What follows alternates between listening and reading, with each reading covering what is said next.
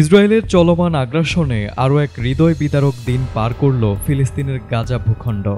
যুদ্ধবিরতির আলোচনার মধ্যেই শুক্রবার ইসরায়েলি বাহিনীর বর্বর হামলায় একদিনে ৮২ জন ফিলিস্তিনি প্রাণ হারিয়েছেন। এদের মধ্যে অনেকেই ছিলেন শিশু ও নারী, যারা শুধুমাত্র খাদ্য সহায়তা সংগ্রহের জন্য লাইনে দাঁড়িয়েছিলেন।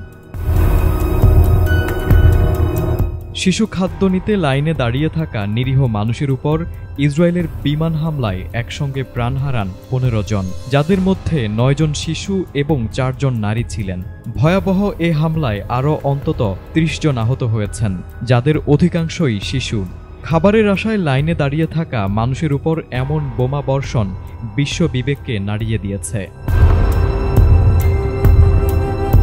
জাতিসংঘের শিশু তহবিল ইউনিসেফ এই হত্যাকাণ্ডকে অমানবিক ও চরম নিষ্ঠুর বলে আখ্যা দিয়েছে। সংস্থাটি বলছে, মানুষ যখন কেবল বেঁচে থাকার আশায় সাহায্য নিতে আসে, তখন তাদের হত্যা করা সম্পূর্ণ মানবতা বিরোধী।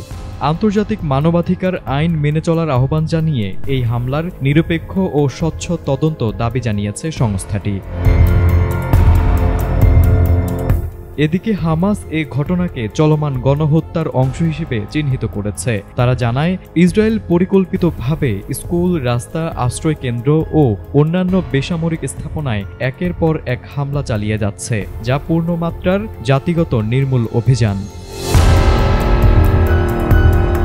২০২৩ সালের ৭ অক্টোবর থেকে শুরু হওয়া ইসরায়েল-হামাস যুদ্ধের জেরে গাজায় প্রতিদিনই নতুন করে বাড়ছে লাশের মিছিল।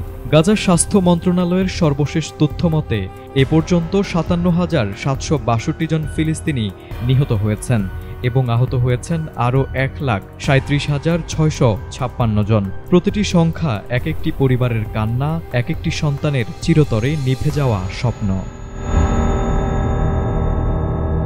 News desk, ATN Bangla.